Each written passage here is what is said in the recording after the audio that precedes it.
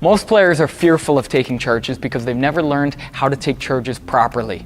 Rather than taking a 4-foot charge in which you just grin and bear it and take a licking, we're going to teach you how to take a 4-inch fall. You want to make every charge a 4-inch fall so that it's a relatively small distance that you're falling when you actually absorb the contact. So if I'm the offensive player and Kyle's the defensive player, in fact, we'll put you in a help side position, Kyle. As the penetration comes down the lane, the closer the ball or the closer the penetrator is to you, the lower you want to get. That's a key principle. The closer the ball is, the lower you get. And most players have a habit of taking a 4-foot fall. And when you're taking a 4-foot fall and you're straight up when the offensive player hits you, well, number one, that can hurt. Number two, your likelihood of being able to take the charge is significantly reduced because a good offensive player, a good attacker, is going to make some type of direction change and get around you, and you're going to have an increased chance of getting called for a block. So we call it the 4-inch fall because of this one principle. The closer the penetrator gets to you, the lower you're going to get. So by the time you actually absorb the contact taking the charge, it's not a 4-foot charge, you're not in a statue position, but you're low and you're in an athletic stance. So that when you actually hit the ground, it's only 4 inches for your butt to make contact with the floor, as opposed to 4 feet for your back to hit the floor. So he's down, he's in an athletic stance, and as opposed to doing what most players do, which is stand up tall, which A, makes it difficult to take a charge, or it hurts, it can hurt when you take the charge, but it also makes it easier for a quick and clever offensive player to direction change and go around you and leave you looking like a pylon. When you're low and wide, you're ready to slide and move either direction with the penetration, but you're also ready to absorb the contact and have a light fall. So the closer I get to Kyle, the lower he gets, until finally, by the time we're ready to make contact, instead of it being chest to chest, he's down low and he's within a few inches of his 2 cheeks hitting the ground. The second thing is, and one of the reasons why players don't take charges or are afraid to take charges, because they just flat out hurt. Most players come in and there's a player barreling down and they take the contact with their body. We've all been there. And the after effect is one where you get up, you're shaking, you're bruised, and sometimes you lost your wind. You want to utilize your friendly forearm. There's nothing in the rules that say that once you can't declare your property and own that property. So instead of taking the contact with your body, we're going to encourage you to take the contact with your forearm.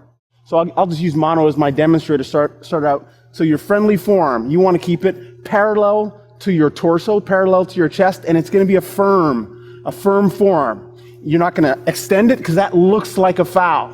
And one of our core PGC principles are that you don't want to do things that look like a foul. So now we keep it close to the body and parallel to the body, but firm. In effect, I'll come around this side. What takes place is when you've got a firm forearm, so it's not going to be soft like a jellyfish, because then you end up hitting yourself. It negates the benefit of having that firm forearm.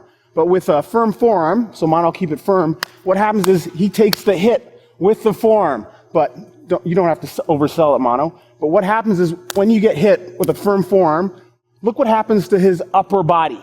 So this is all part of the salesmanship that all intelligent players have, is they sell the call. So we're not taking it with the body, but with a firm forearm, firmer, the upper body naturally starts to go back. So it looks to an official like you took contact and you got jostled back. So that's part of selling the charge taking, is having a firm forearm. And we'll work on that in a moment. You get low and wide, you keep your forearm out, and as you absorb the contact, you want to exhale. You want to exhale as a habit to help you in absorbing the contact. Just like martial arts, if you're absorbing contact, you exhale. If you're inflicting the contact, you exhale, and you add that sound. Right? You're going to elicit force by taking that breath or giving out that breath when you exhale. There's 2 benefits. One is it helps with the contact, but the second is it helps to notify the referee. It's part of that salesmanship that Safu talked about. It helps to notify the referee and everyone in the gym that you've just taken a charge. So you want to add sound to it. So if Safu's coming at me, as I take that contact, I'm going to exhale and add the sound. And then he's going to fall and actually roll and lift his feet in the air. So your next principle is to fall on both cheeks. To fall on both cheeks. A lot of players have a habit, especially if they take that 4-foot fall. They're not quite there, and they get hit on one side, and then they crumble. And if you crumble, that's an obvious sign to a referee that you weren't there in time. Now, a lot of referees don't articulate this, and they'll say, well, you were moving your feet. And so a player crumbles to the side, they say, moving your feet, block call. Fall on both cheeks. Don't crumble to one side. Even if Sefu hits me as he's attacking and he hits my hip and I'm not quite there, if I can land on both cheeks, that'll increase the likelihood that the referee thinks that I'm in the correct place to take the charge. So you don't have to actually line up every attacker so that they hit your chest, but you do need to ensure that you land on both cheeks. And then the fourth principle is you need to fall in the direction of the penetration. If I'm penetrating down the lane in this direction, and as I'm penetrating, Kyle falls this direction, that's an obvious one to the referee that he wasn't there in time, and he's not going to get the call.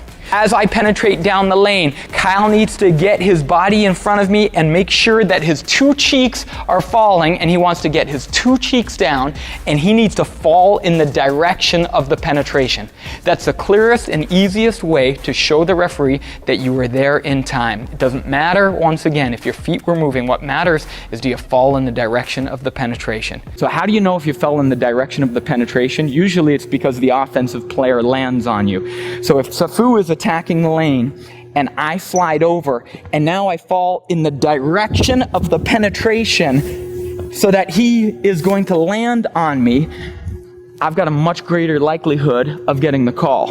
And that takes us right into our fifth principle. You've got to roll and get your feet high.